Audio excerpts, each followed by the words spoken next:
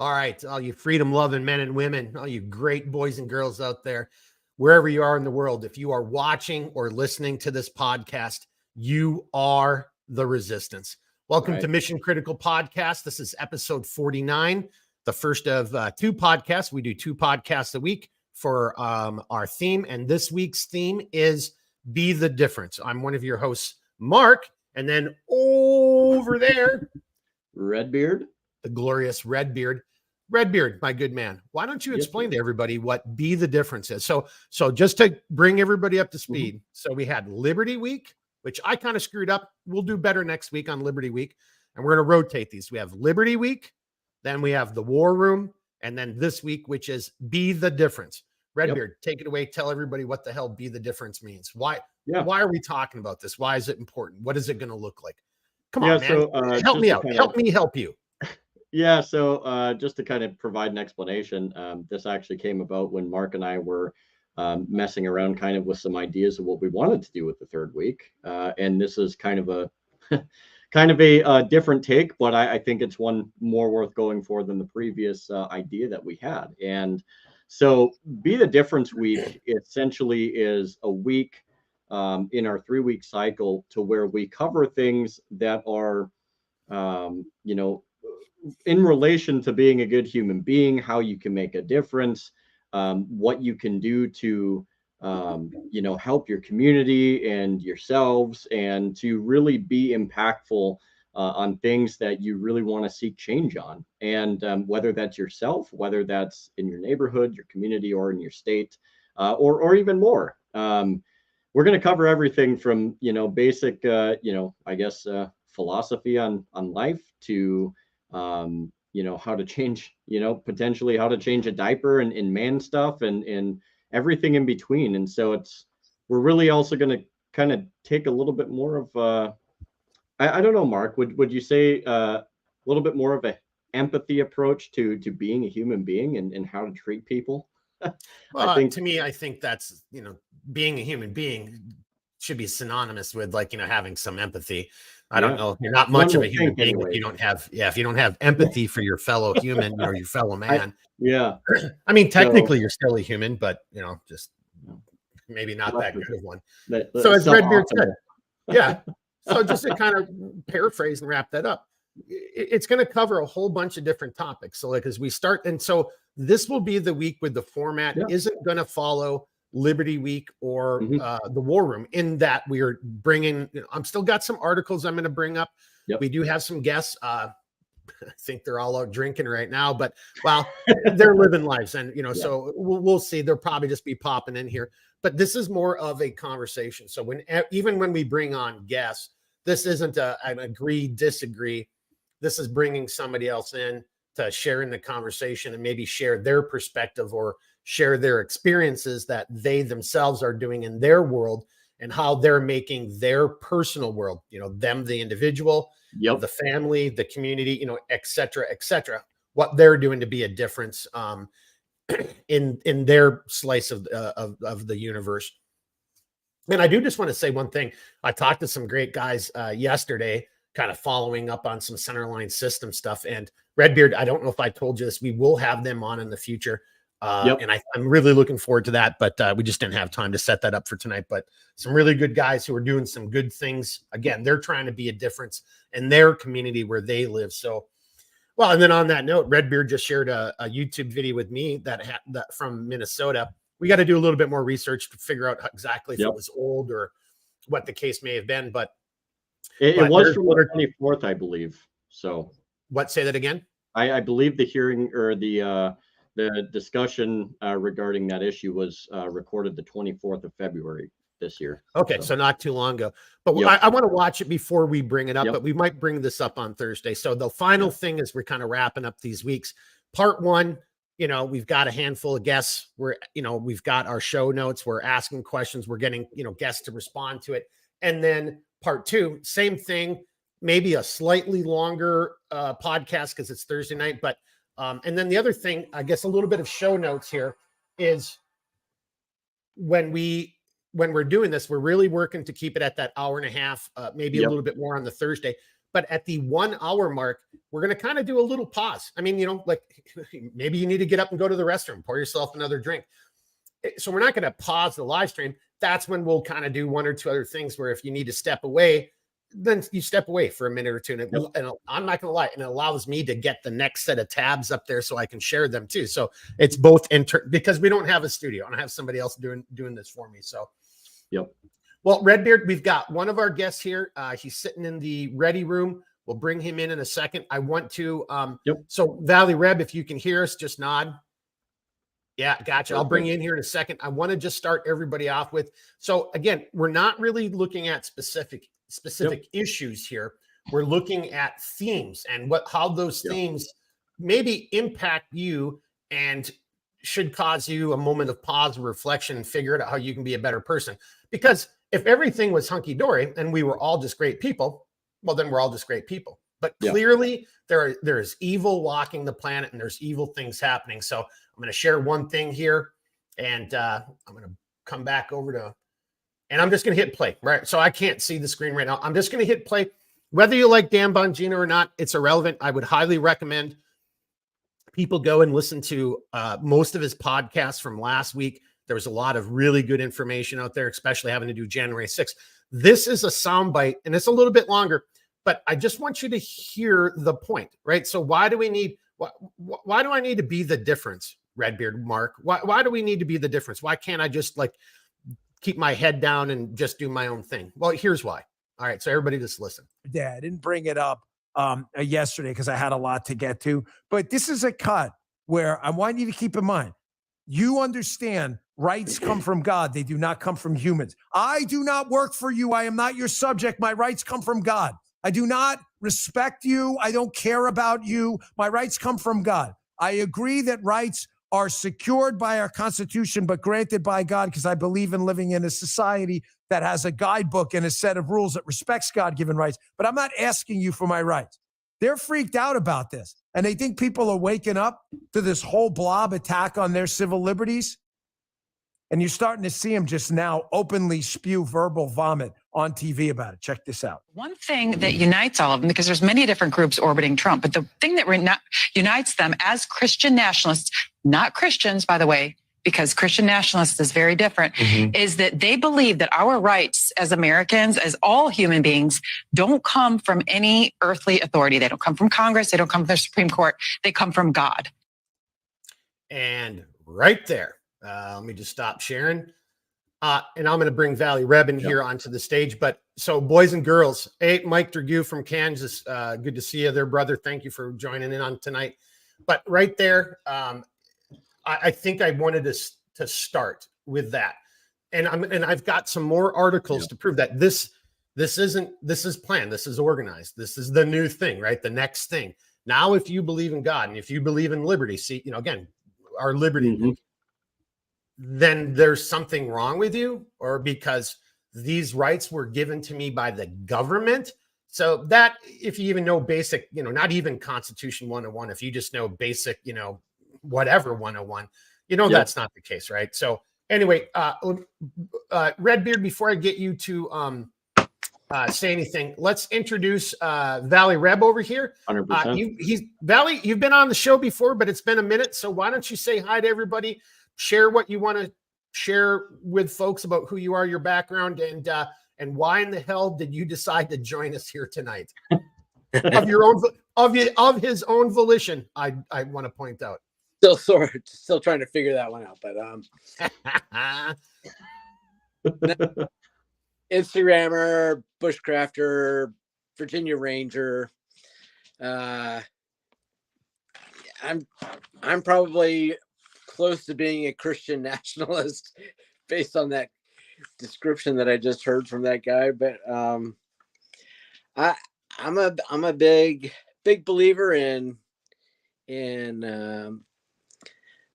God and making sure that we do stand up for what is right, and we have a moral obligation to stand up for what is right. That's why I'm here tonight, and that's what I'm excited to talk about. Well, all right. That's awesome. By the way, I have to ask you, you must have a an Apple product? Do you have an Apple? Yep. I Do do. you? Yeah. So I'm assuming it's your left hand. Yep. When you're grabbing your wrist, your thumb is up, your phone is registered. So here, just put your thumb up like that right now, and you'll see what happens on your screen. Oh, yep. Yeah, There it is.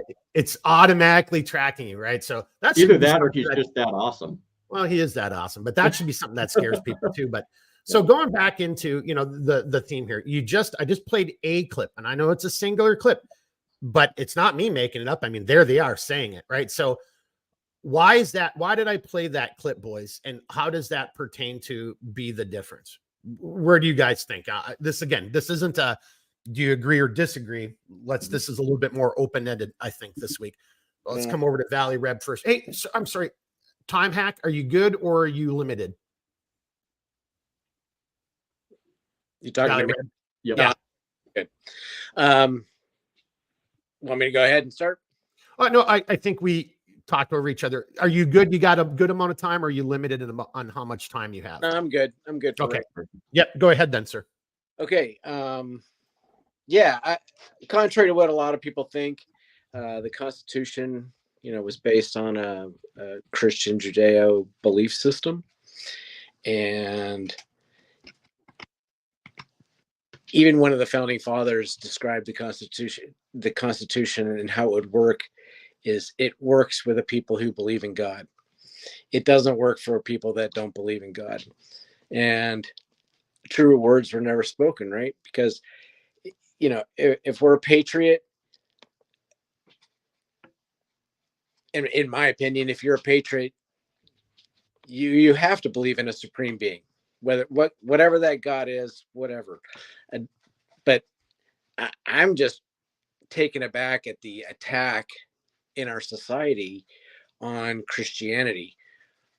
It's like all of a sudden there's this wing of the country that has decided that Christianity is the enemy, because the people who are Christians are standing up for what is right, and they're standing in the way of the moral degradation that's happening inside of our country. And this plan, whoever's got this plan going, they're the ones that want us to step down and be quiet. But we can't be quiet. We have to be the light in the darkness. We have to be the ones who stand up and say, no, stop. This isn't right. We don't want to head down this road. And, I want to be one of those people that raises my hand and says, no, I don't think so. Not today. Not going to play that game. Not going to fall into this whole system that is just trying to degrade every part of what made this country amazing and great. They have eroded so many of our values, and they continue to erode it. And they erode it by bringing in people who have no concept of the rule of law, who have no respect for the rule of law. I've lived in Central America. I've lived in those countries, and there is no respect for laws. And I know I'm bringing in another issue, but we have a government that doesn't obey the law, and they have brought in people who don't obey the law to sustain this synergy that they've created of the destruction of our country. And it's just mind-blowing to me. I'll turn the time back over to you. You're muted, Mark. That's one. That's the first one for tonight. Again, for anybody who's watching this, that is my shortcoming, because I'm looking at the monitors and I got to look in a different spot. I think just like in baseball, for every K, like a K, for every time I don't unmute my mic. But I like how you just used the word synergy. And I think that is a very nice way of saying what I believe is happening, because it's very obvious that there is an organized effort, and I think it's malicious. And that's why be the difference is now more than ever important. And just on a quick side note, and then I'll bring it over to Redbeard and back to you, Valley Reb. But I was just talking to my postal guy not too long ago, and it was this really question of like, well, what's really going on? And then there's this, and then there's this, and then there's this. And to your point, like we used to be that beacon on the hill. And yeah, and we are Judeo-Christian. Our laws are based on Judeo-Christian religion, so much of our society. And that doesn't mean that we're not open to other beliefs. It actually means, though, that you have to, if you want to be here, you have to be a part of that belief. You at least on some level have to agree that this union, this group of people coming together, this group of states coming together, trying to be the difference in the world, is doing so. And it's never going to be perfect. That's just like, as a human being, none of us will ever be perfect. That doesn't happen.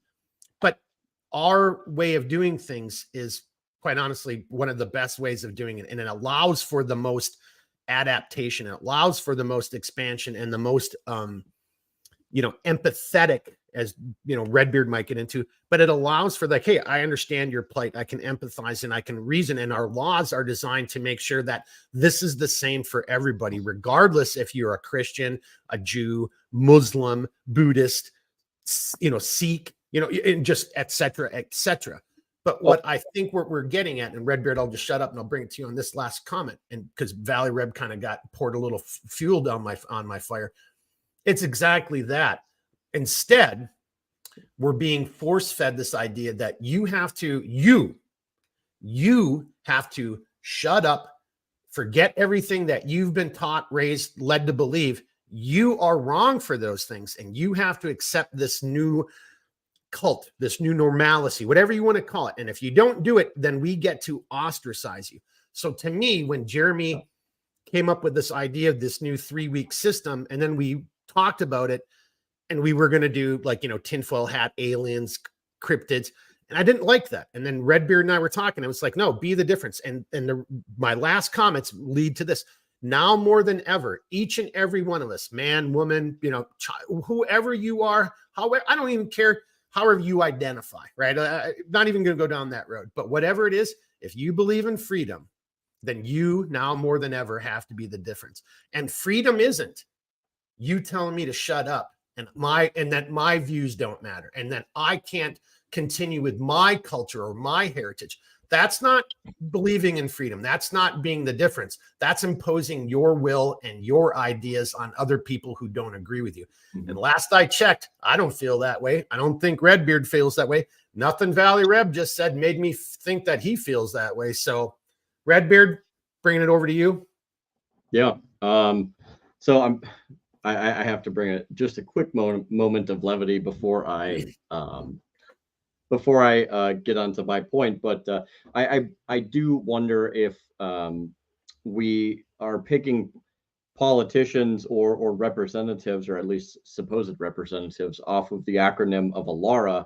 And ALARA stands for as low as reasonably achievable, which is actually a dosage or a measurement acronym. But it makes me wonder if that's how we're picking our representatives based on morals or IQ. As low as reasonably achievable. I know life is hard for some of these people, but I had to put that quip in there real quick. But it was a good quip. I'd never heard that standard before. I'm going to find out what the medical term for that is, like, TKO, and like it's actually used in I like chemical and radiological, I believe. So yeah, that's pretty damn good. But but as you continue, I mean, don't have a lot of people watching, but we've got Mike just made another comment, and it's a great one. Yep. It's called the First Amendment. This is our law. And then so to Valley Reb's point, I mean, this is our system. We don't change our system because you don't like it and it was not what you did in your previous homeland or your culture. Well, this is our culture. This is how we do it. So yeah, it's one of those things to where I think when we really take a look at this, it is something that should be alarming to people. And when you look at the persecution of particularly, and it is a persecution of sorts as it pertains to Christians. We've seen, I'll go back to it. One of the field offices for the FBI wanted to start, overseeing Catholics because, there was Catholic extremists and stuff like that, totally unfounded rationale or reason behind it. I mean, you're starting to see a more belligerent form of trying to destabilize some of the foundations of our country. And most of that is to destroy the idea that government is not the thing that provides you your rights or liberty, because they want to be your God. They want to be the thing that's you answer to above everything else. And if you can destroy Christianity and you can replace it with yourself, then it makes it much easier to tell people what to do, how to think, and so on and so forth. Well, in all fairness, I mean, it doesn't even have to be destroy Christianity. It's destroy the family. It's destroy the Constitution, the bedrock, for our, it's destroy our institutions. And again, I know that, maybe I should make a little tinfoil hat. Somebody's like, oh, that's all tinfoil hat, Mark. Yeah. Really? I don't know where you've been in the last decade, but, this march, it continues. And with each passing day, there's another little paper cut or another slice of the salami. I don't care. I just want to say one last thing real quick. Going back to like 2001, when you look at how people were post 9/11 and their general attitude towards people from the Middle East, and most particularly their customs and their faith, I mean, there was a lot of very, very raw and belligerent emotions towards people like that, and it's not surprising, given that outrage that now you have Christians and other forms of faith or religion being attacked in the same way. Because when you think about what our actions do, it might not be immediate, right? But if you don't take pause, if you don't think about what's going on, and you go after something in a very rabid way, what you're doing is you set a precedent as, oh, it's okay to do this to one. And if you don't think it's going to come back on you at some point, then you're wrong. And so the way that we carry and conduct ourselves and the way that we go about things, even in times of absolute chaos, is very important, because people will watch, especially the people that are supposed to be our representatives. And they will have a metric of, oh, so we did it here, so we can use it here too, even though that they don't expect that to be the case. And it's never a one-sided thing when it comes to the amount of power and control that these people have. So we have to be better in the way that we convey things, in the way that we conduct ourselves, in the way that we treat each other, because the last thing we want to do is give up any more power as individuals than we have to. So I know Jeremy has a very constitutional focused perspective on a lot of these issues, but 2 points that were just brought up by both Redbeard and Valley Reb, as we bring it back over to Valley Reb. Well, this is a persecution of sorts. And, and if you digest any social media at all, there's been some pretty profound interviews and statements where you are seeing these cracks. The mainstream media is losing its control of the narrative. And, that's why this is actually can be a good thing. As much as I hate social media, this can be a tool for change and for positive change, not the change as a slogan. I just remember like, well, what does that mean? Well, it just means change. I'm like, not all change is good, right? Some change is bad, but change. But this can be a tool for positive change. It can bring people together and it can help spread that message. And, just think of like, again, I just did a Dan Bongino clip, Joe Rogan, Russell Brand. I mean, the list is long of individuals who are really developing a really core audience and group of people, and their reach is immense, and they're getting that message out. And so the mainstream media is freaking out. So to your point, this is a persecution of sorts, because I personally believe, and this is where, be the difference is where it comes into play. You have to be the difference, on these. If we're just going to focus on maybe the political threats that face us as a nation, a society, as individuals, however you want to spell that out, as the world, you have to start speaking out. There is no more time to sit on your hands and sit on the sidelines and say, well, I'm just too busy. And well, that's what I elected Lindsey Graham or Mitch McConnell for. They're going to be my representatives. I think with these platforms in this media, we're starting to realize that no, these people suck. It doesn't matter what side of the aisle they're on, whether it's an R or a D. We have issues with all of them. But so I think as a result, you're getting this knee-jerk reaction. We're seeing an injured beast lashing out, and that's why you do have a persecution of sorts. And I've got a bunch of little tabs that I'll share throughout the course of tonight that'll actually, and Jeremy didn't know this, but that actually is the point. It's highlighting that they are persecuting people who are speaking out and who they view as a threat to whatever it is, this progress that they're trying to bring about. Yep. You know, come hell or high water, damn your liberties, damn your Constitution, damn your rights. This is what we want to do. You're going to shut up and do it. You're going to take the pokey poke. You're not, you know, lots of different things, but that goes into it. And then the final thing, though, and I'm turning this over to Mark, Valley Reb, incremental. It's the death of 1,000 paper cuts. So Mark, Valley Reb, Mark, I don't know if you want to take that, what I just said, combine it with Redbeards and make your own statement, or if you've got a different one. Again, it's just all about being the difference. I do think that there is a persecution taking place. That's the result of an old way of power is losing its footing, and they're freaking out. They don't know how to deal with it. And then on top of that, though, they're, you know, well, I don't know. I mean, I guess we could see it could suddenly go from being small incremental, you know, attacks or threats or not impediments, not infringements upon your liberty. Right now, I think it's incremental, but it could just go full scale. You don't have to take that if you don't want to, Valley Reb, or just go in whatever direction you want. But clearly, we need to figure out how we as people can really be the difference in both our homes, our communities, our state, and our countries. Valley Reb. Yeah. So listening to both of you talk, a couple of things came to my mind. First, there isn't equality under the law. Just lay that out there on the table, because there is a justice system for the civilians, and there is a justice system for the government officials. And the government aristocracy has their own set of rules that they live by, and their own governance, and their own justice, their own law enforcement. And that's those same laws that should be enforced on this, that are enforced on the civilians, aren't enforced on the politicians.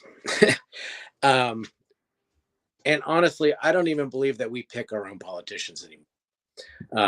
And I truly am starting to believe that there is not a two-party system, and there isn't a party system at all. It's all being funded by the same group, X.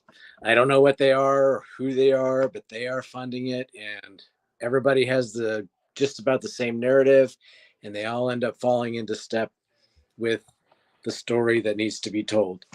And I believe there is an attack on Christianity, because it is within Christianity that you find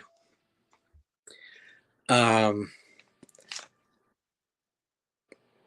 desire for people to treat others nicely and good, and try to be like, you know, God, and live that way of life.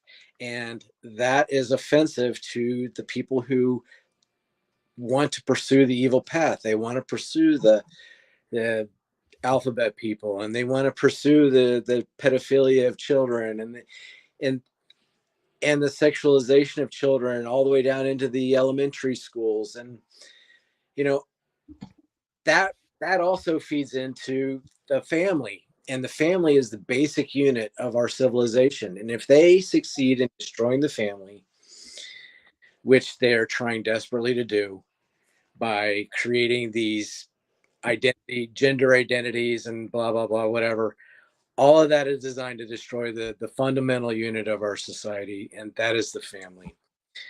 And you know, a couple of things that came to me while I was listening to was, you know, we see the erosion of our country, and you know, I started thinking, well, the Democrats used to really rely on the black vote. That was a really big thing, but the blacks are starting to change the way that they think. They are starting to be more conservative and more family oriented, and they're starting to see the virtue in that.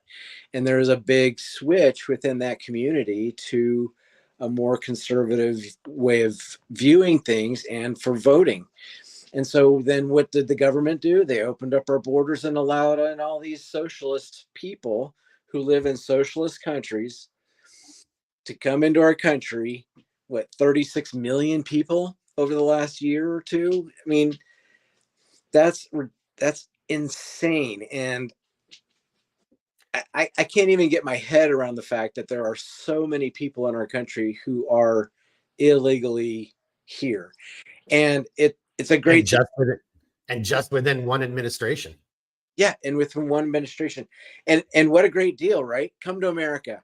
Okay, you come to America, you get $1,000, you get a phone, you get a place to live, you get social services, you get all of these benefits. You get to send your kids to public schools, you get to partake in all of the wonderful things in America without ever having done a damn thing. Without ever having done a damn thing. And to be able to be here and to vote. I still can't get my head around that one. How these people are allowed to vote. I just my head is about to explode into why people think this is okay. Why, and that's where my nationalism starts to come up. I see myself as an American, but I want to protect my country. I want to protect what we are and what makes us unique in the world and what makes us special in the, amongst all the other nations in the world. We are unique. And I've lived and been to a lot of places, and I'm always glad to walk down that concourse and see the American flag. Always. Because despite all of our weaknesses and flaws, this is the best place to live. And they are eroding that, and they're changing it into something that none of us want, and it was never intended to be. So some very good points. I think if anyone's watching, and if you know your own history, like Valley Reb ain't wrong. I mean, if you look at, the Black community in America, African American, however you want to say that. I don't mean no ill by saying the Black community, African American community, if that makes you feel better. And then you look at Southern Democrats and the Democratic policies, and look at how Mike just said, look at these things. It's Republicans. Like, no, Republicans had nothing to do with any of these issues, none of these things. That's not who we are. Like, I don't give a shit about the melanin content of your skin. As long as you're not trying to break my toys and steal my stuff and kill me. Like, I don't care what you do inside your house. Yeah. I don't care what your religious belief. And that is the fundamental to me. That is one of the main cornerstones of who we are as a country. No, I just wanted to throw that out there. This challenge. Someone says, "Oh, Valley Reb, he's a white guy. What does he know?" I don't know. I know history. I mean, go look it up for yourself. And if there isn't at least a gem of truth in what you're saying, then why? And this is being suppressed in mainstream media. But look at all your traditional blue democratic cities where you've got the populace. The quote unquote minority populace. I hate that term too, but you have people coming out and speaking out at town halls and just saying, what the F are you guys doing? And, and they don't want to talk about this. If Trump is able to run for office, and this is, be the difference right here. I mean, so whether you like Trump or not, you could make an argument that Trump's trying to be the difference. And he's trying to do it at a national level, right? And you can look back at his first administration and everything he did for everybody, regardless of your skin color, regardless of your political affiliation, regardless of, so much. And so I think we need more people like that. And we need more of those local citizen leaders in their own communities to start going to town halls and speaking out and calling out the bullshit. I mean, and we're starting to see that coming up or happening more and more often. So I just felt, I don't know why, but I just wanted to throw that out there because to your point, Valley Reb, I think we are seeing that. And I think more and more people are realizing this is all bullshit. And finally, we're starting to cut through the lies that has been, and I'm going to say the Democratic Party, but it's the uniparty, as you kind of alluded to. Like, I don't even know who's running this country anymore, but whoever they are, they're all part of the same gang. And my point here, like if you're a Republican or you're conservative, where are all the Republicans? Where are all the Republicans who should be speaking out right now and being the difference themselves? That's what they're elected to do. It's crickets on so many issues. And it's the same thing. And you've heard me say this in numerous podcasts. Where are all the classic liberals? Where is the women's right movement? Like, and et cetera, et cetera, et cetera. Right. So I think you're kind of onto something there, my good man. Redbeard, I see you nodding stoically over there, pulling a little Marcus Aurelius on us, being all stoic. All right. Your comment, and then I'm going to play a little something right on to what Valley Reb was just talking about. But let's come over to you first before I play this little video. Yeah, so I'll actually start what I'm going to say with a little bit of Marcus Aurelius. And, I had to sit and ponder this quote for a while, but the quote is, "The best revenge is not to be like your enemy."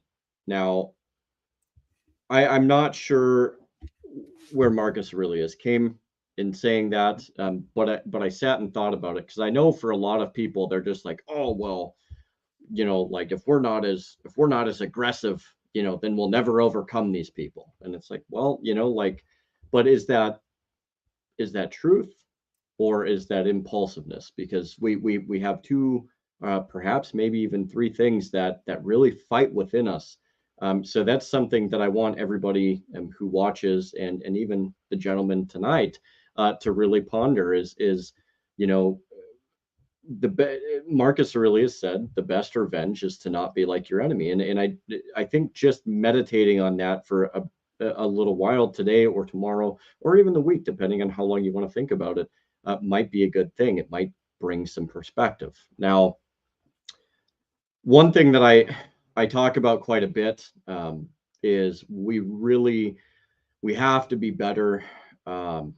We have to be better family members. We have to be better friends. Also we have to be better neighbors and community members.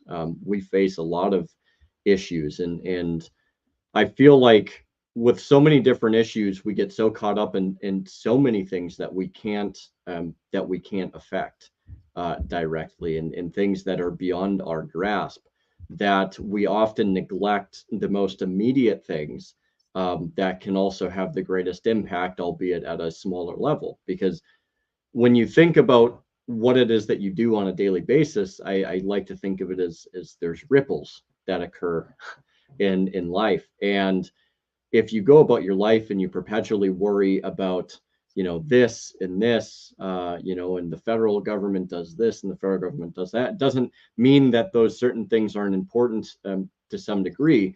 But at the same time, what have you done for your neighbor?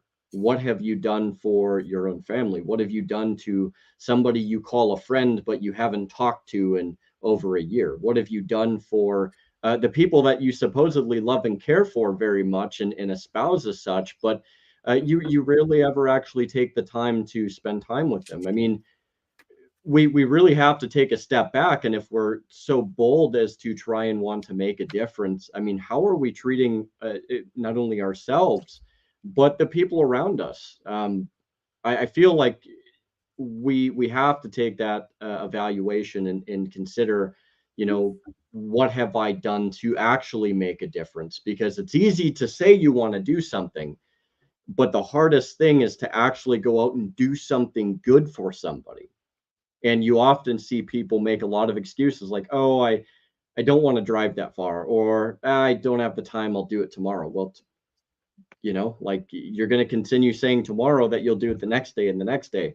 It could be something as simple as going and talking with somebody and sitting and listening to them for 10 or 15 minutes. Starting to make a difference starts with the most powerful beginning, and that is a very, very small thing, right? Because the small thing will snowball and eventually become something bigger and bigger and bigger. So if we're not starting at our family and community level, then it's not going to manifest at anything bigger. We can sit here and talk about it. We can sit here and do this, that, and the other thing, but we have to become to a point to where we are living the things that we espouse, and we have to start small before we do. Valley Reb, thoughts on that? Agree, disagree? This is a legitimate agree, disagree. Do you agree with Redbeard? Disagree with Redbeard? And if so, expound. I'll just throw a little bit in there. I think it's easy to love people that like you. It's easy to love people like your family and friends, people that believe in the same idea as you. But where the real challenge is loving people that don't like you, that hate you. 100%. And that's where we may need to really make the difference, I think, is loving the people that sincerely don't like us, or sincerely don't like how we believe, or whatever it is that they don't like. And that's where we're going to see the big difference is finding ways to love those people and to serve those people, right? Because as Christians, that's one of the things that we believe, right, is loving and serving people and loving the people that hate us the most. Pray for your enemies. Don't be like what? Don't be like your enemy, as Marcus Aurelius said. Yeah. And you know, to use a little Star Wars, I mean, that's hatred, and that's the path that leads to the dark side. I mean, if you go down that road, well, you're destined to fail. Earlier today, oh, we got you back. Yeah, there we go. Yeah, earlier today, Redbeard and I were talking about this kind of the same exact issue on a slightly different level. But the whole point was, like, you could sit there and argue that there's some people who cannot be saved. There's some people who are just so in bed with Satan, so in bed with evil. I'm using Satan, right? Use whatever term you want to define evil, right? Because there's good and there's evil. Right? That's showing the children that Satan's good. That he's a good. So we were talking over each other. Start all over again. Yeah, no, there's a cartoon that just came out I think it's from Disney, that was showing that Satan is a good guy and that children need to learn to like him.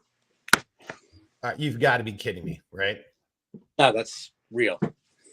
Well, so that's just horrible right there. But that goes into that this really is incremental. There are forces of evil that are trying to segregate, divide, you know, and break us asunder, because we are stronger when we're united, right? You know, united we stand, divided we fall. I mean, like, you know, so you know, that's already come up a couple times in the chat here tonight. So, but on that note, what Redbeard and I were kind of getting at, and we kind of didn't quite understand, and we were in a little bit of a disagreement at first. I was just saying that there's some people that you cannot save.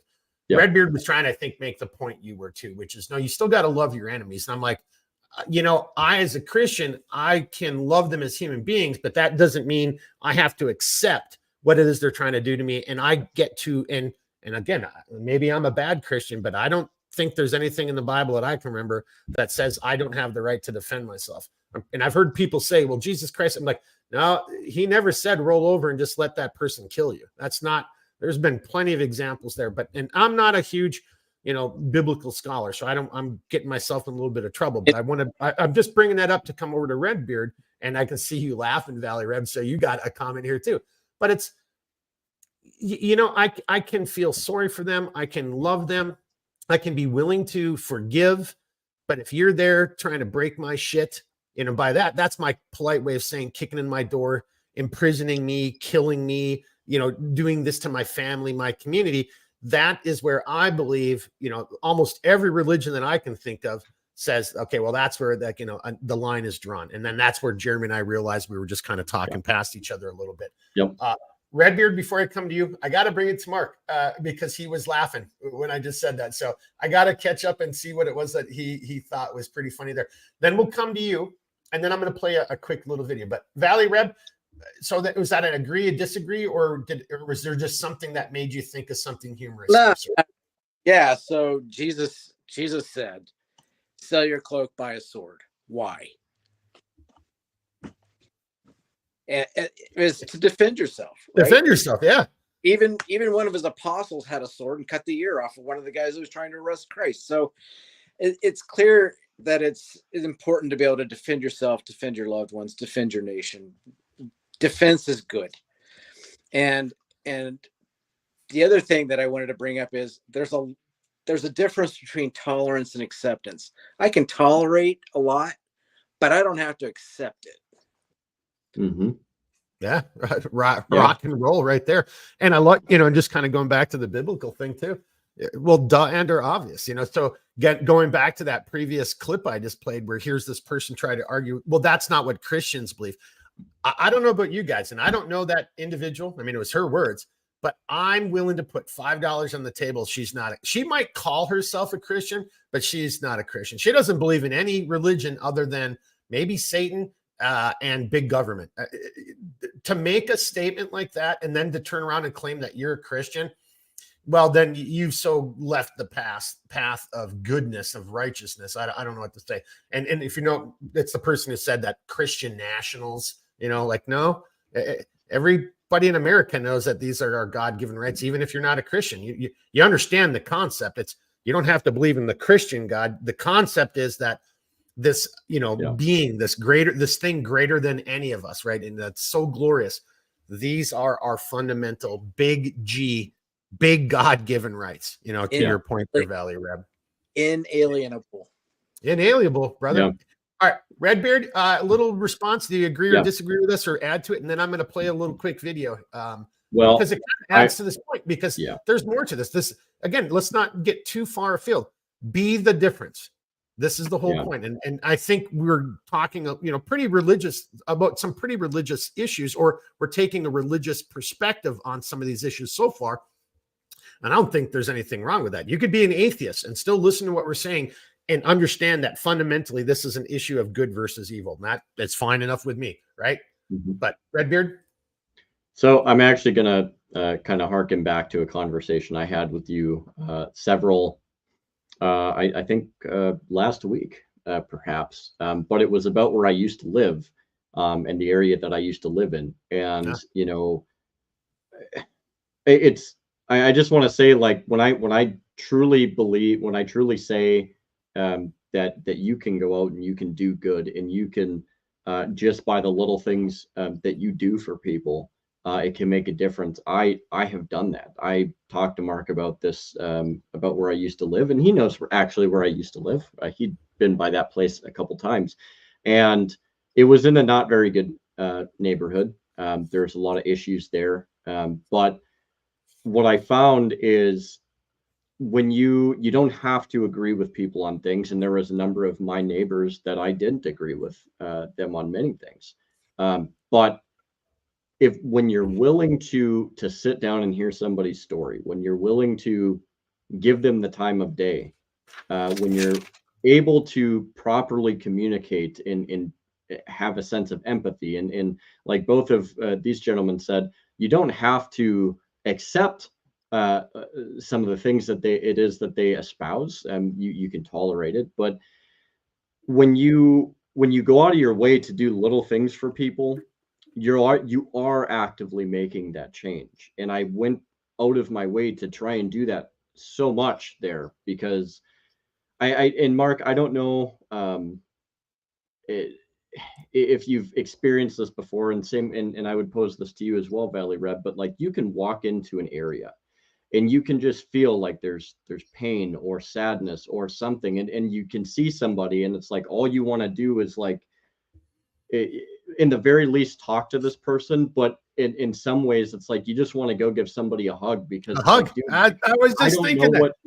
It's like, I don't know what you're going through, but I know that pain, and I know how you feel. And you know, a lot of people want to have the Johnny Cowboy, like, let's grab firearms and make a change. And you know, there are times to where that's the case, but most of the time, to create the greatest amount of change is to treat people with a certain level of dignity, and to really try to find some empathy for our fellow human beings. And Mark even brought up in that same conversation, he talked about, you know, how do you get people to come to your side? Well, I would argue that the first way to do that is to treat them like a human being. It's super easy to hate people. It's so easy to not like people and to argue with people. And I would, on a final point, just say that often it becomes the point to where when you hate something enough, you assume the identity or the disposition of that which you hate. And, you know, hate consumes, man, but love can consume as well. So one of my favorite is through small and simple means are great things brought to pass. Yes. Yep. Hey, we were kind of talking over each other. Start that all over again, please. I think Yeah. I stepped on you at the beginning. Oh, yeah. I was just saying one of my favorite quotes is, through small and simple means are great things brought to pass. That's ticker worthy right there, Redbeard. You know, we'll have to get the exact quote from Valley Reb here and who said it afterwards, but that's a ticker quote right there. I like that.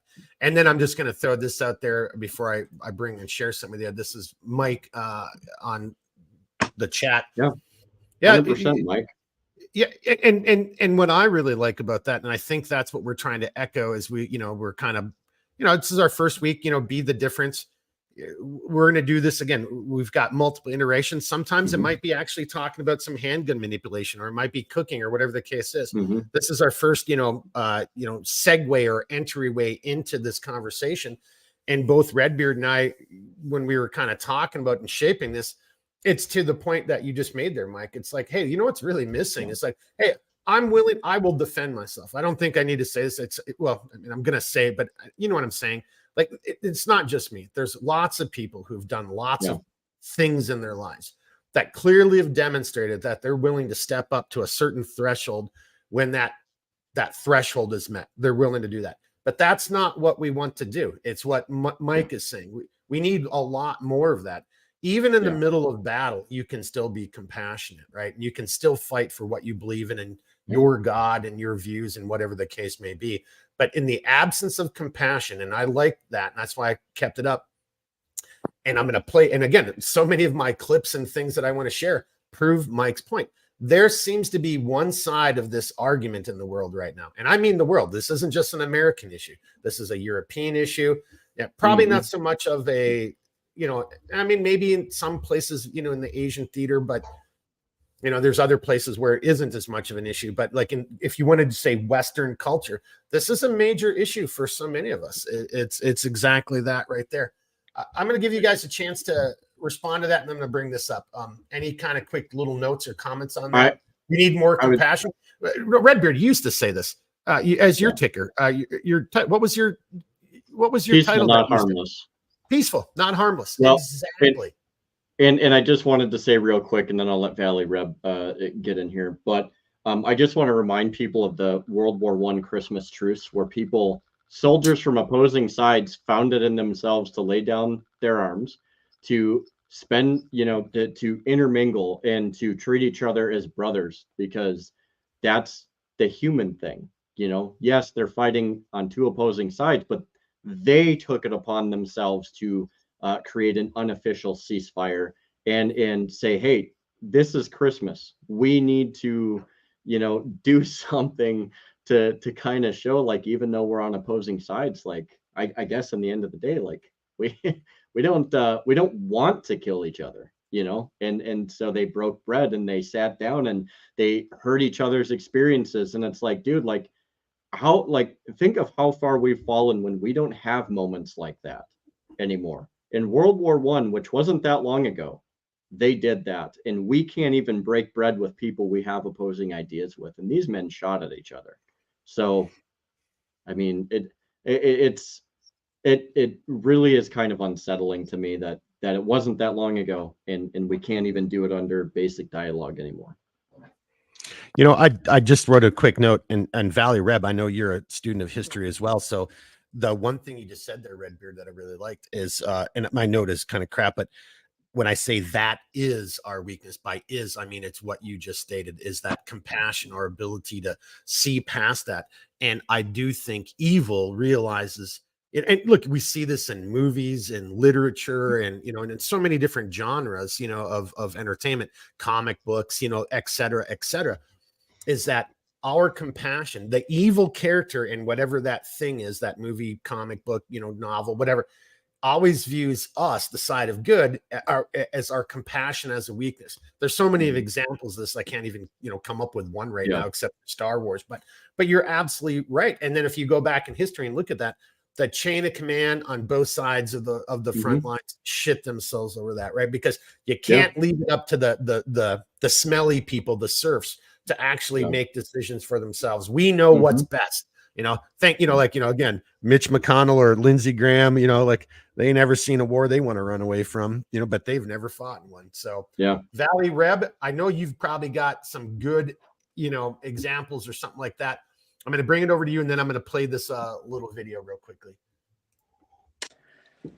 Well, drawing from history, you talked about Redbeard, you talked about World War I, but during the Civil War, during the Battle of Fredericksburg, there was this sergeant, and he became known as the Angel of Mary's Heights.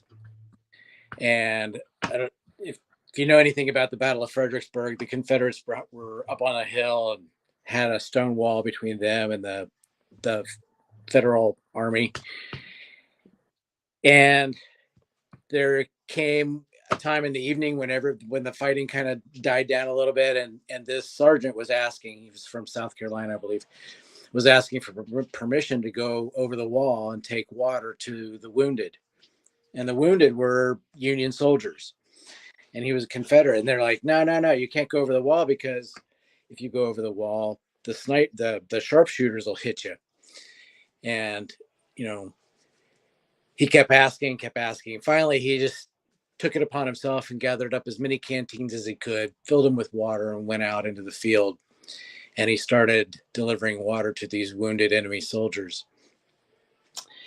And at first, the Union Army was ready to shoot this guy down. But then when they realized what he was doing, they left him alone.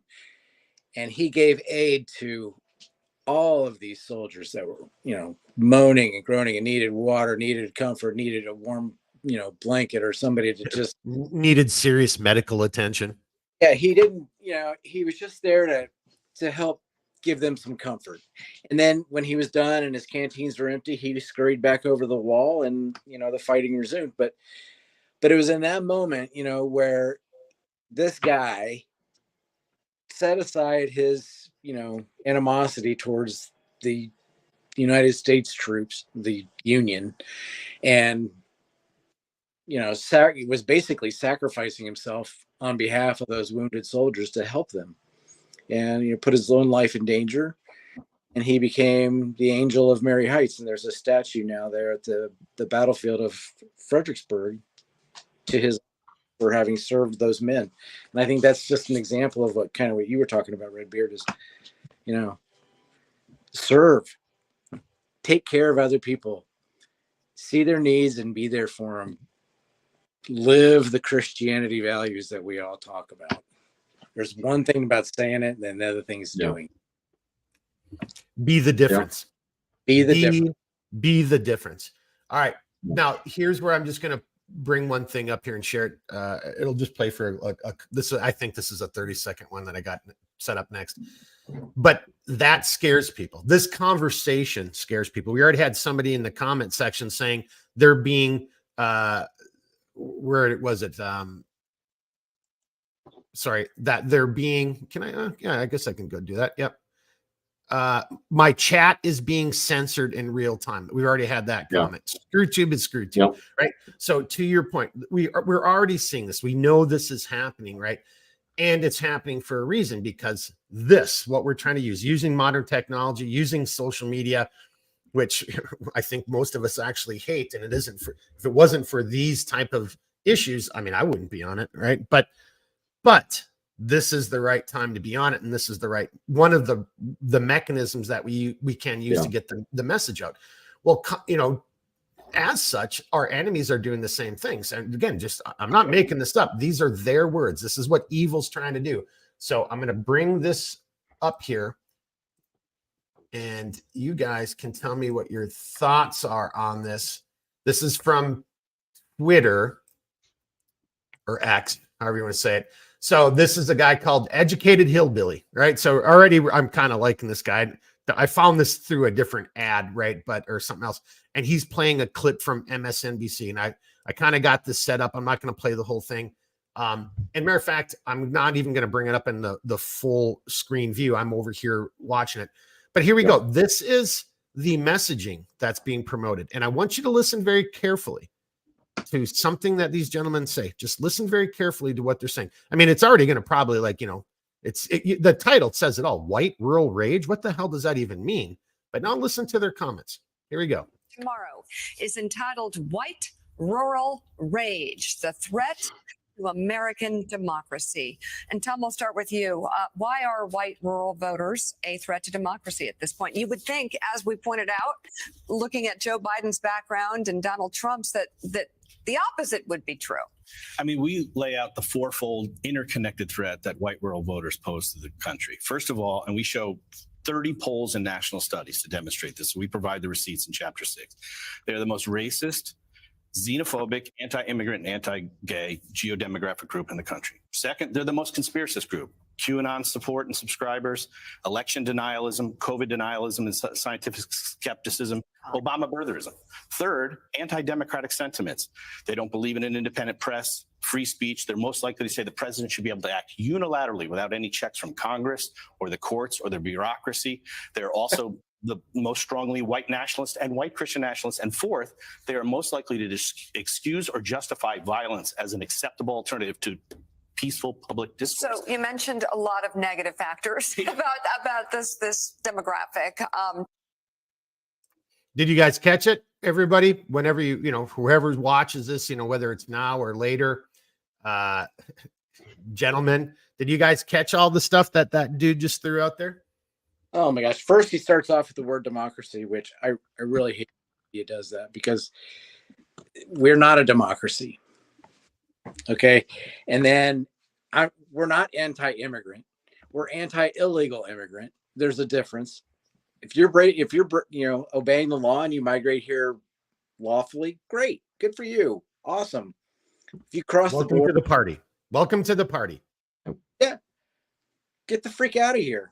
And I seem to remember the violence that I remember lately was during the pandemic, and it was by the left acting out of control, burning cities, destroying everything around them, pulling down statues.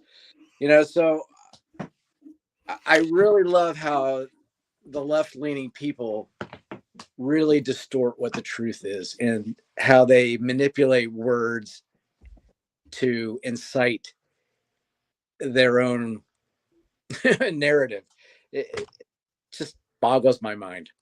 Redbeard, I'll bring it over to you. What are your thoughts on that little clip?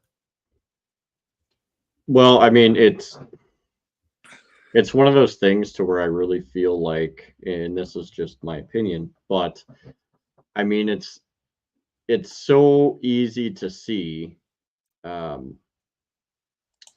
that they're trying to create this picture or this narrative in order to kind of justify all of the things that they do, but then we're accused of doing.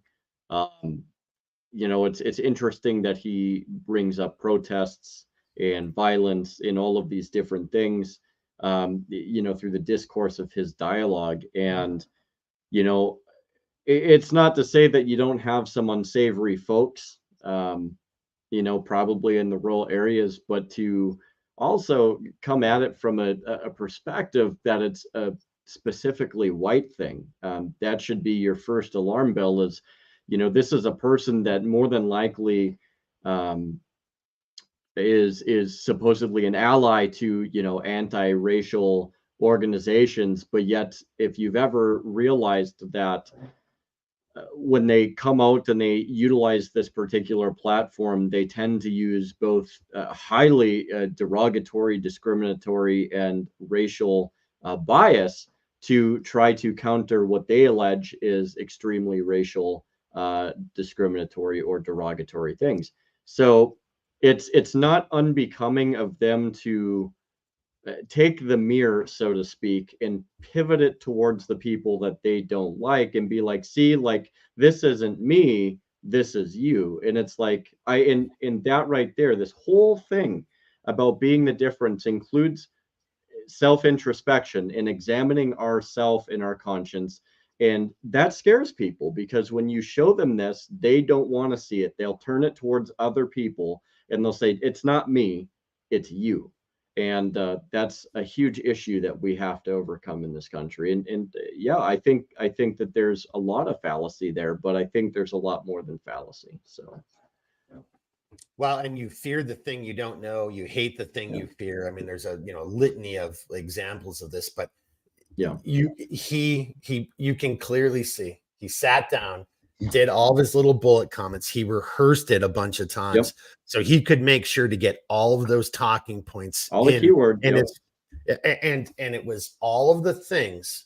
To Redbeard's point, that the other side, like him and those people, that's what you guys are doing. That's not me. That's not Valley Reb. That's not Redbeard. That's not anybody who watches this. That's not anybody who calls themselves a conservative. Obviously I can't speak for every person, but my generalization does hold true. That's not who we are. And he just said that's everybody in the country. He just basically said, if you don't live in a city, and see what they're also gearing up for, this is where you have to be the difference. If you don't live in a city, then you're part of this thing that we hate, and we cannot suffer, and we cannot allow so that narrative is being spun. Again, for everybody watching and listening, whether it's right now or on demand or whenever the case is, I guarantee it. So what is it? The 4th of March. I bet by and I'm not even trying to do an April's Fool, but I bet by the end of the month, that whole Christian national, that whole talking point, they're really going to start emphasizing that. That's my gut feeling. Like that's just part of their knee-jerk reaction. They have to shut this down because there's too many of us who realize we do need to be the difference. We need to stand up and say, look, I don't care what you do in your bedroom, but you're not teaching my 12 or 13-year-old kid that in the 7th grade. You know, like that's for me to decide, not for you. So I think we're a fear-based knee-jerk reaction. Somebody was trying to chime in there. I'm sorry, I was looking at the camera, not you guys. What did I miss? Yeah, try kindergarten. Yeah. Try what was that, Valley Reb? Kindergarten. Oh yeah. It's even younger than that, exactly, right? And none of that makes any sense. Yeah. All right, hey, we're at an hour and kind of per our thing. So if anyone, watching, whether, you're watching this, on demand, well, if you're on demand, you can always hit pause. But if you're watching it live stream or any of you two gentlemen, I'm going to share a couple little titles. I mean, stick with us. But if you're watching, and again, and I'm not really sure if what we're seeing is actually mirroring the reality, as Mike pointed out, being, kind of like censored in real time here. But I just want to share a couple more things because it goes to that point. And this is kind of our little pause that we're trying to build into the podcast. So if you have to use the restroom or eat a sandwich or pour yourself another beer, or a glass of wine, whatever you're doing, go ahead and do it. All right, so here we go. I'm just going to bring up 2 things, and then I'm going to do a quick video. So this isn't necessarily for comment. This is just I wanted you, and now that we've done this a couple times, I know you can.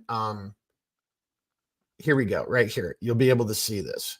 So here's something. So to the point we're making, and this is why, in face of all persecutions, and in face of all hardships, and in face of the difficulties that it entails, we all need to find a way to be the difference in our family unit, our community, our group of friends, what our county, whatever. This is what's now happening. And these examples are becoming, it's becoming so hard. Again, it's happening so often you can't keep up with it. So here's a group of people who did something under this obscure and hardly ever used or prosecuted law. And this individual is going to be 41 years in prison for trying to convince women, hey, maybe you shouldn't kill that unborn child. Look, I'm not going to weigh in on the abortion debate. The Supreme Court did. And the Supreme Court didn't ban abortions. It's up to the state to decide this stuff. But it's not a constitutional right. That's what the Supreme Court ruled. It's not a constitutionally protected right. It's a state's right. You at the state level, look, and if you believe in it, then be the difference at your level and try to make sure that you push that type of legislation through in your state or your county, your community. But you do that fairly, right? You don't burn people. You don't target them. You don't spit on them. You don't physically assault them. And in this case, you don't use the federal system to use laws to, and here I'll just highlight this. You don't use laws to persecute your political opponents, period. So that's one thing. And we see this happen. This is just one of many examples where this is taking place in the world right now, especially our little world. And then I'll just bring up the last one on this note. And if you think I'm lying, oh, okay, don't believe me. Believe this guy. It's his words. It's his words. They're happy about this. And this is,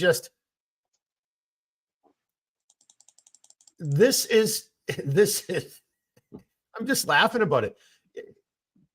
We've entered into a world where the other side, if you want to use that terminology, they're totally okay with screwing you over and breaking the law. So as I can't remember if it was you, Valley Reb, or Redbeard.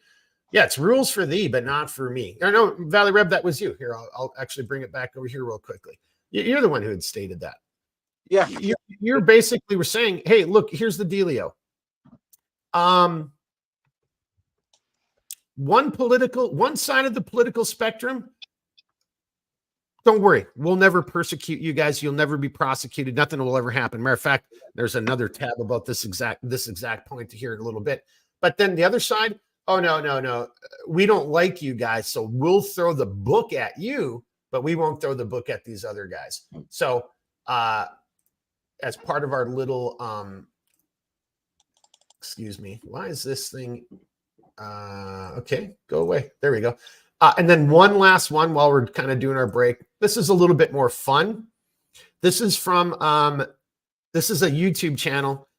He used to do a lot of video, talk about movies and kind of like that genre, Star Wars and things of this nature. He's become a little bit political. His name is Jeremy as well. And this is just kind of funny. It's a nice little mashup. This is about another minute. We're trying to buy some time. Everybody go to the bathroom, do what you got to do, and then come back in. But here you go. I've got 4 draft age children. So if you're playing recklessly, fast and loose with their lives, then I have a right to despise you. So if you're Nikki Haley, who's running for president, or Ben Shapiro, or half the people I see on television casually mentioning the possibility of nuclear war, or sending Americans to fight in the Middle East, or in any way involving us in a war that has nothing to do with prosperity and peace at home, nothing in other words to do with us, Americans, then I have a right to call you out and be really offended because it's my family. They live here. It's not a joke to me. There's nothing abstract about it.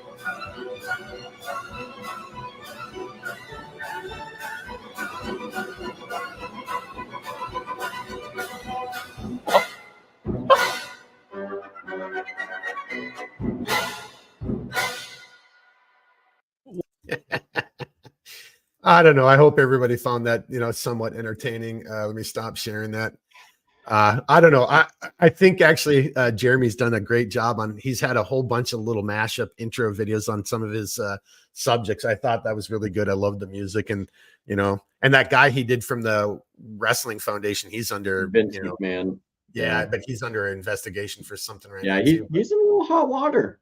Yeah. And we'll see whatever happens. But I just wanted to kind of throw that out there because I thought those articles and then to a lesser, those articles showed how lawfare, and Mike, yeah, you're absolutely right. Mike, I'll just pop it up real quickly. Mike said the same thing. Yeah, it's lawfare. Exactly. It's a new tool in the arsenal of this 5th generation warfare, or political warfare that's taking place. And again, go back whenever you're watching this. Oh, that's bullshit. If you don't agree with us, just go look at all the other articles. It's not me saying it. It's their actual words. They are the people saying this. So it is lawfare. This is what's happening. So I think where we are winning though, and be the difference. Hey, if you look, Jeremy and I say this, Redbeard and I, not Jeremy from the quartering, but Redbeard from Mission Critical Podcast. We say this all the time. We have faces for radio and voices for silent film. We're never going to be any of these guys, and that's not what we're trying to be. We're just a bunch of guys that are trying to do the best we can, trying to make the difference as well, be the difference. You, each and every one of you watching and listening, you can do it as well. Maybe you don't want to do a YouTube or a social media platform. That's fine. But don't shy away from calling out the bullshit when you see it. Even if calling out the bullshit is going to come at a personal cost. There's no escaping that right now. And this is where I'm going to kind of end my commentary and bring it back to our, Redbeard and then to our guest Valley Reb. If you think you can escape this, you're fooling yourself. Even the people who are the useful idiots for the side of evil right now, hey, they're coming for you just like it happened in every communist country throughout the history of the world and communism. You too will find yourself up against the wall. Now more than ever is the time to look deep inside yourself and figure out, how can I be the difference?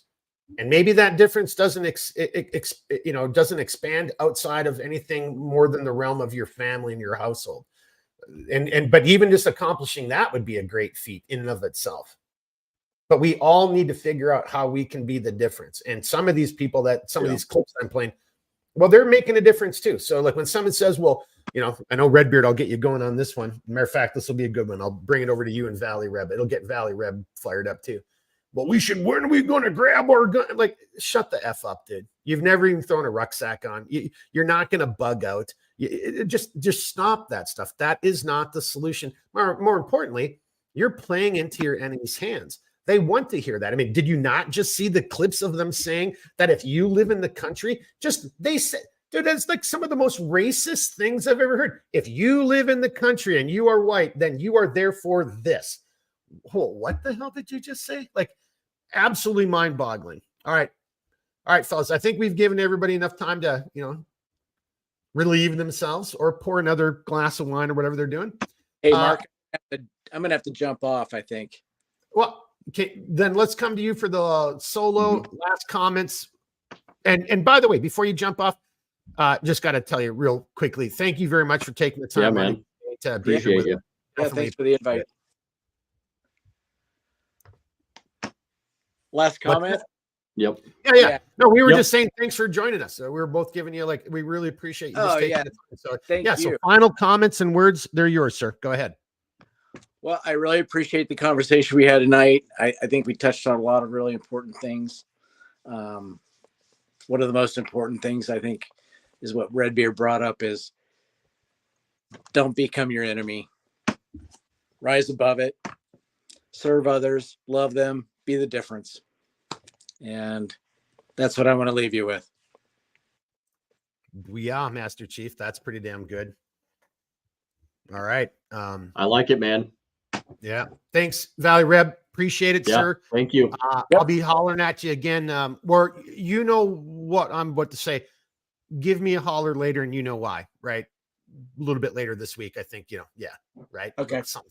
Yeah, you know what I'm talking about, brother. Yeah. All right. Thank you, sir. We'll talk to you later. Have a good one. Really appreciate you being on here. Thanks now. Appreciate you. Got it. Hey, and then for everyone else who does watch this, whether it's on demand after the live stream or during the live stream, if you ever want to be one of the faces, the faces for radio, like me and Redbeard, hey, look, if you're doing stuff in the chat or whatever, or send us a note, a message. Yeah, this is pretty simple to do.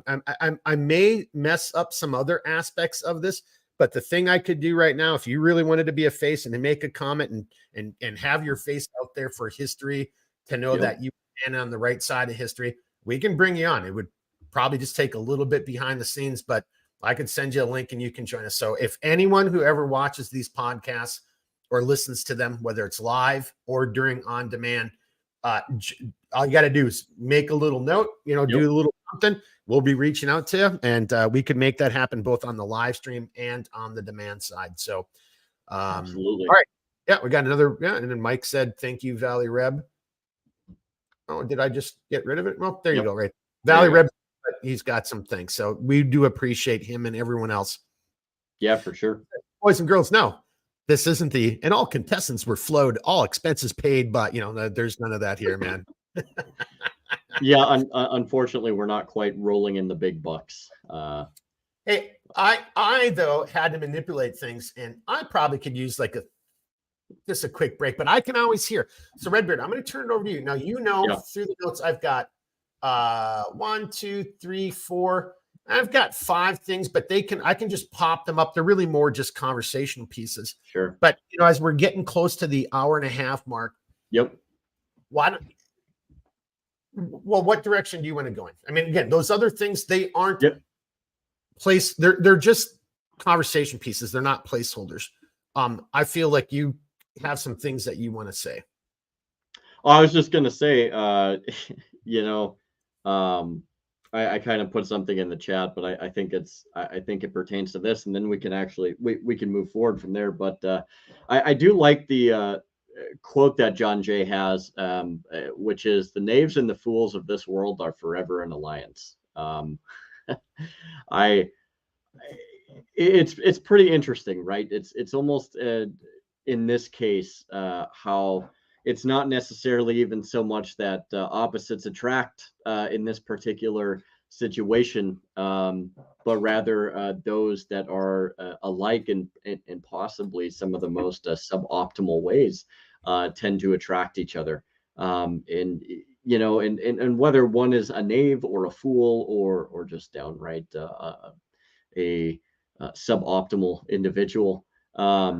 I think it's no mistake that these individuals, whether politically, bureaucratically, or otherwise, tend to find each other. It's, you know, I think when we look at how so many of these individuals meet and they decide, like, oh, we're going to do this, or we're going to do this, or we're going to do that, you know, it's really like a gravitational force. You know, for people that have ill will. But I still think also in saying that people who have really a good degree of goodness in their hearts, people that are decent folk, they're moral folk, they are, I would even say, like, educated folk, you know, people that look to serve their communities and serve their families and to really do the best that they can to be a positive, upstanding influence.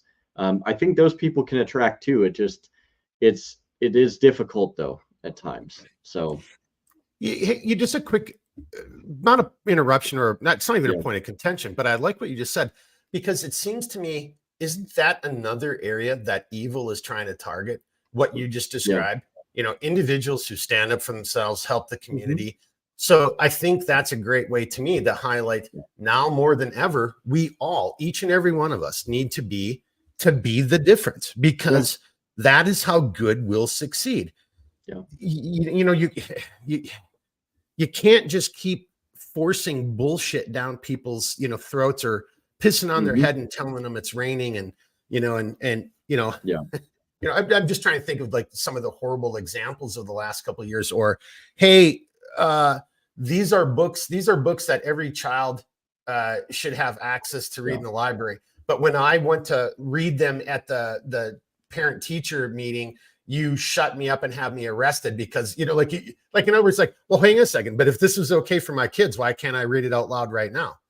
Type of thing. So I like that point, because that's another part of just being the difference.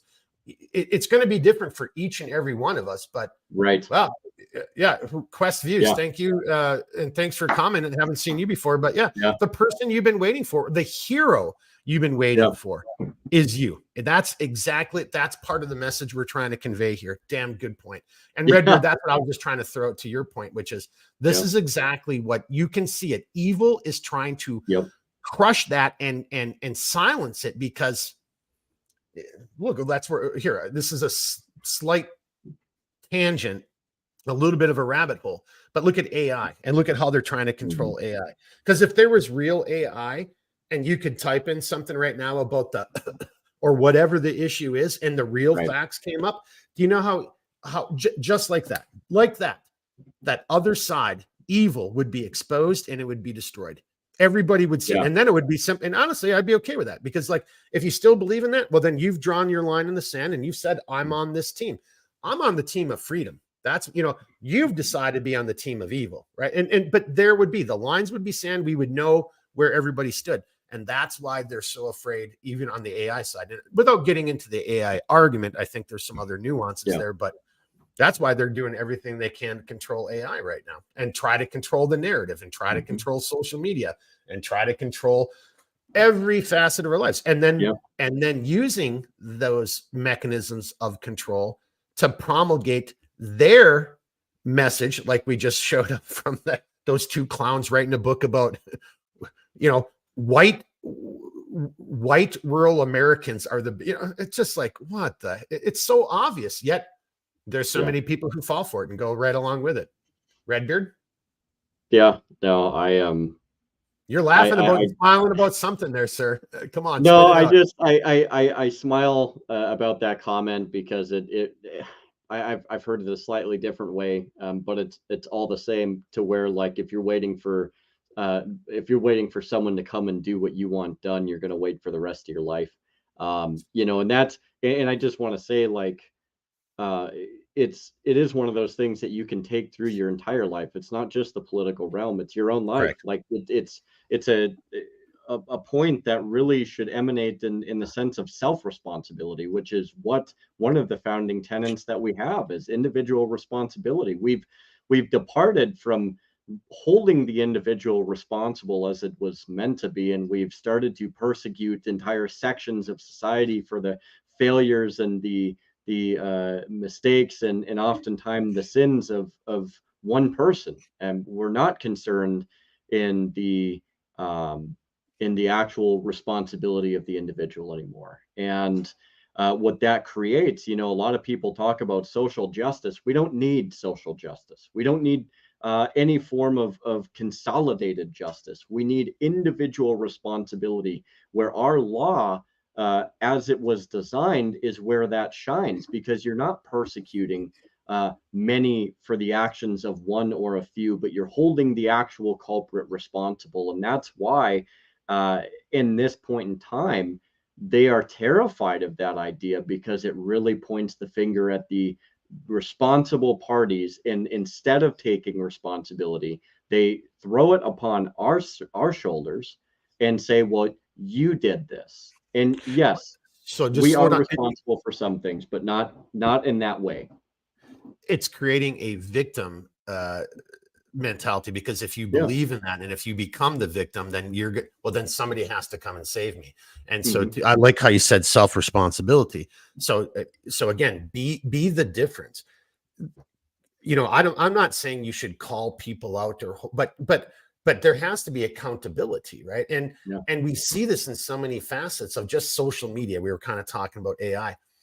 So I obviously do business with some other people. I follow, I'm a consumer of social media. Like in my morning routine, I'm usually listening to somebody else's podcast while I'm cleaning up and, doing dishes and getting bread, We all do that. And yet I see in so many of these other areas where you'll have somebody who comes in the middle of the chapter, the middle of the book, and then starts arguing something that the person on the podcast just said, like, hey, I just said that 5-10 minutes ago. If you didn't listen to the whole podcast and you're just here, and now you're going to argue and yell at me. Well, to your point, Jeremy, the kind of self-responsibility. Hey, maybe I should just keep my mouth shut for a couple seconds. I didn't hear what was spoken. I didn't see what was presented. I didn't see any of that up until right here, me coming in the middle of the book. And then I'm going to start unloading both barrels on somebody. And then you don't even have the wherewithal to be embarrassed. Like when the person said, yeah, did you just see what I heard, or hear what I said, or see what I presented like 5 minutes ago? Oh, no, I didn't. Well, maybe you should go back and listen to that before you start, trying to give me the what fors.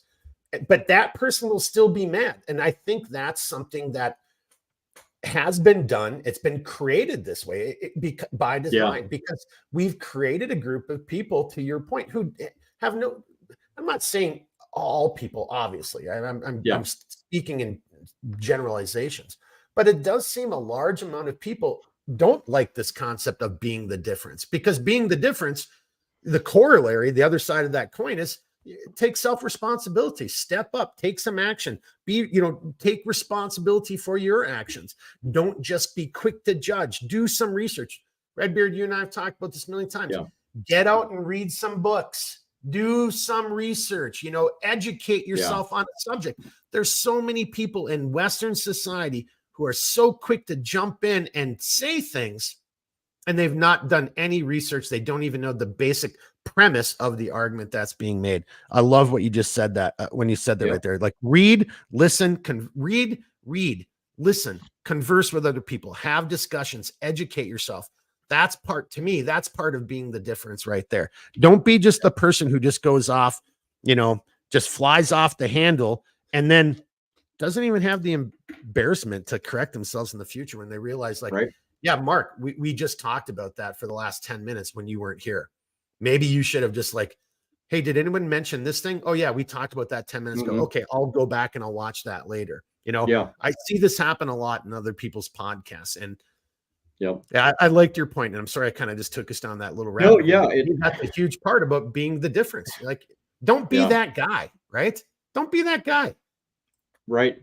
Yeah. And it's, you know, I just want to kind of bow tie this because I don't want to depreciate it by going much farther with this. I think we did a pretty decent job of explaining that, but I just want to say that we need to ground ourselves once more in a realm of where we listen to understand, but not listen to respond, because anybody can respond. We can always provide some type of a response, but if you're not listening to understand, are you actually putting forth the best response or the most appropriate response that you can? And I think that's a big detraction in our society today. Is we used to listen to understand something. We used to listen to learn something. We used to listen to find common ground or to empathize with people, but instead we have become so impulsive or so biased to even our own ideas in thoughts and responses and stuff like that, that we will hear something and then we'll have an immediate response before we even finish listening to what they're saying. And you know, perhaps it might be warranted sometimes, but most of the time, I mean, how many people actually listen to understand something? And I'm guilty of it, and I'm sure that everybody here is probably guilty of it. But I work on trying to listen to truly understand something, and instead of impulsively responding the way that I feel I want to respond, but probably shouldn't. So just another way that you can be the difference is to the point you just made right there. Actually listen to what the person across from you is saying. Don't just hear words. Listen and you know, absorb it, make it your own, put it through your own, you know, brain housing group, figure out what it means to you. That's what listening is, active listening, right? Like you'll have so many people like, I'm like, did you actually? Well, I heard what you said, but you clearly didn't listen to what I just said.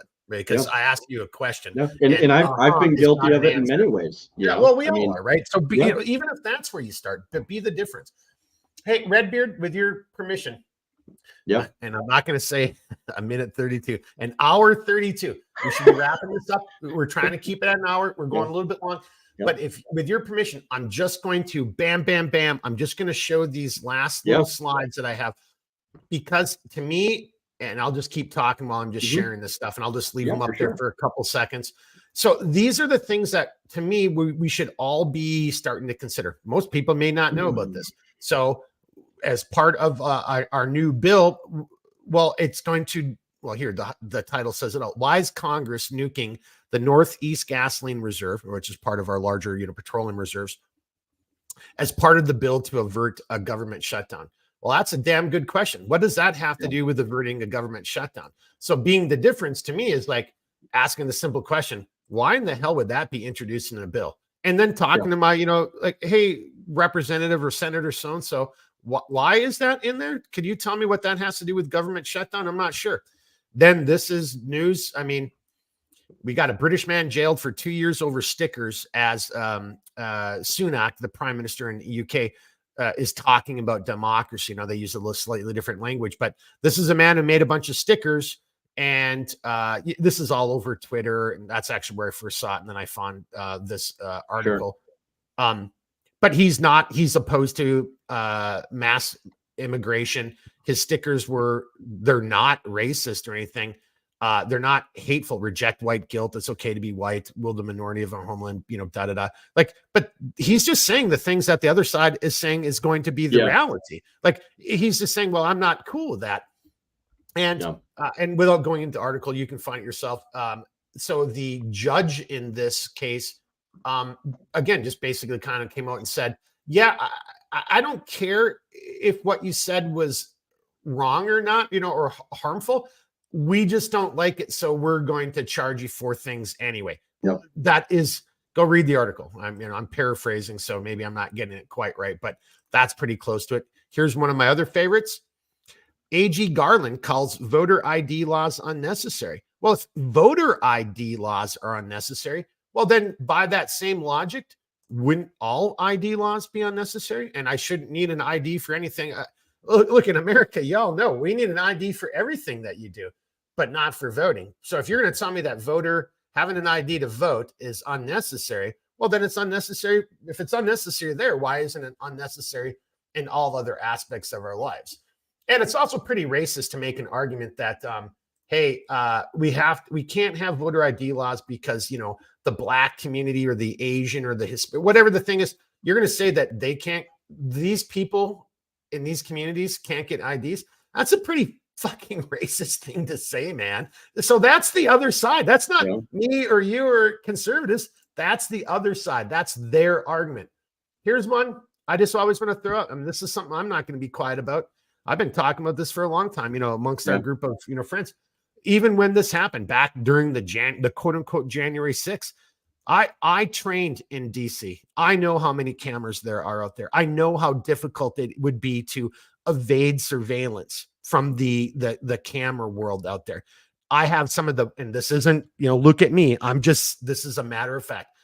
I have potentially what could be argued the world's best training in surveillance detection. I know, we did a lot of that stuff out in that area.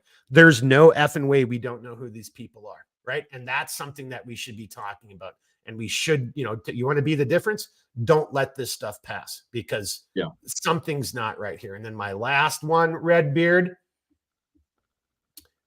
It's quite honestly, it's one of my favorites. Here we go. And we're going to take advice from, you got to go and listen to this guy. I don't want to throw him under the bus, but when somebody's going to talk to me about gun rights and everything, and you don't even know the basic, nomenclature, and then just to hear this clown talk in this interview, we don't have enough time for it, but I should have put this at the very beginning. This is one of the most hilarious pieces I had for this, but this is why we need to be the difference. This is why we need to start speaking out. And because how is that guy in charge of anything? He doesn't know. And again, all these rural white people who know so much more, then maybe I should be in charge of the ATF. Or what was that one guy from Twitter, Hillbilly, whatever his thing was, maybe he should be in charge of the ATF. He knows a hell of a lot more about this stuff than the guy in charge of the ATF does. So don't put up with the bullshit. Be the difference. Speak out. Stand your ground. You are on the right side of history. You are the resistance. You are the rebels. All that shit from the 60s and 70s. Guess what, boys and girls? That's me and you right now. That's who we are. That's how the pendulum swings. We are the rebels. We are the resistance. We are the big government. I'm not anti-government. I just don't want a huge government, in my bedroom and all other facets of my life. Yeah. Be the difference in your life. Redbeard, that's it for me. Yeah, I guess the only final thing I have to really add to that before we bow tie this is look out for each other. Take care of each other. You can disagree with people and have your differences and not be a steaming pile of human refuse. You can have differences with people and still show compassion, still show empathy, show love to somebody, to be a decent human being and to, and I'll harp on this probably at some point in every single episode, but to still sit down with somebody and listen to like even 5-10 minutes of who they are and whatnot. And, because I'll be here to say that, I won't say specifically, but if you sit down with somebody, especially somebody you've never met, the power of sitting down and listening to somebody and giving them an opportunity to say their piece could be the difference between them relapsing or not, between them having a night that they don't come back from or not. Compassion and empathy can go a long way. And that's why I say, like, the simplest, even if it seems like the smallest gesture, can make such a difference in somebody's life. And, you know, and it makes the hair on the back of my arm stand up to think about that. But it's like, think about it, like the one person that most people wouldn't approach, you know, maybe just the conversation you have could save somebody's life. And I mean that very seriously. You don't know the impact you've had until it's either you see that person again, or you find out that you're never going to see that person again, or whatever the case is. You can make a difference. And I think we have to start with the small ones, because the small ones are oftentimes the most impactful out of everything else. So, and even be kind, be courteous, be good to each other. We need that more than ever. Yeah, no, I don't want to take away from what you're saying. I'm high-fiving you for that. Again, we hadn't talked about that. That was a great comment. And it just make, you know, even a small pebble in a clear body of water sends out ripples. Those ripples can be the second and third order effects. You have no idea how that could impact somebody and help save somebody's life. Redbeard, you know, this is why I love the guy. I mean, exactly that right there. Redbeard, we do have a request that we need some throom with your outro tonight. And we haven't done it because we're kind of doing the new format and stuff, but you know, we got to get some throom back in here. So I learned me something. I got it ready. Once Redbeard tells me he's ready, he's going to have to hang on a second, because I'll get the music going and then he starts his outro, because I don't think we should share it because then you'll be minimized. I'm going to bring you up, and you ready for your outro? I'm ready, brother. Let's do it. All right. Learn me something. You ready for a little throom? Here we go, brother, man. Give me a sec. And there you go. Take it now. That's how you, Redbeard. Oh, yeah. I don't hear it on my end. So you don't hear it? Seriously? Nope. Oh my God. Hang on. All right. It's okay. It's growing pains, everybody. We will get there. Hey, learn me something. So Redbeard didn't hear it. Did anyone else hear it? I know we only got a handful of people still watching. That should have worked. Learn me something said not on. Okay. All right, boys. We'll try this one more time. Just give me a sec. Give me a second. Oh, crazy. How'd that didn't work? It's I'm getting better. But I've got a way to do this. Let me come over here. Make sure. Okay, Redbeard, we can see you. Okay, Redbeard. I can't see anymore, but you just tell me when you're ready to go, sir. I am ready. All right, here we go. Look, so in the end of the day, the flame of liberty shall not and will not ever be extinguished, so long as there are good people willing to support and defend it. And that starts with you. You can be that difference, and we can make a difference. So be good to each other, take care of each other. And honestly, I'm happy you're here. And I know Mark is too. I'm not 100% sure that anyone could hear that, but I could hear it, as you could tell from my face. I could hear it on my end. Hey, I got mine. So be the difference. I'll have to be a better difference, but I got mine. I could hear that. Mike says no. We will figure this out, because I want to make it. I want to make it for you guys. I mean, you guys are awesome. So we'll figure this out and make it happen. It should have played. I don't understand. You could hear all the other stuff. I heard it on my side, but we will fix this and we will get you guys the best version of that. Even if it's one time, we will do it. So, hey, no, Mike said no, but Learn Me Something said he heard it. So maybe it was just a delay in their messages or something. So maybe we did get it. So don't want to take away from that. We'll figure that out. We'll get better at it. Redbeard, and I also got to figure that out because it was pretty loud and I couldn't hear your kick-ass outro. And that kind of bummed me out. As much as I love that Throom outro, I still love your outro too. So, hey, everybody who watched tonight, who watches later, or who listens on Spotify, whatever the case may be, wherever you digest your social media, thank you very much for being with us tonight. Greatly appreciated. Yeah. And, Redbeard, I'm just trying to kind of just simply to say, like, this is, honestly, for me, this is kind of like the most difficult of the three that we have, because how do you find a way to use this medium to communicate to other people, like, what we're trying to really, how we're feeling in our hearts and our souls and what we're trying to communicate. Leave us a comment, after this, during the live stream or otherwise. Did we do a good job? This is going to be a difficult one, but I think you guys and gals, I think you're seeing what we're trying to do here, and Redbeard's 100% right on this. It can't just be, oh, everything sucks. Well, how can we be the difference? How can we make a difference? And we have to do it. Otherwise, then we'll have no one but ourselves to blame. Don't let them take your hope. Yeah. All right. On that note, we're at 1:45, a little bit long for our first or part one, but it was worth it. It was good. I hope everybody enjoyed it. Thanks for joining us. We'll see you again on, last note. So next live stream is Thursday.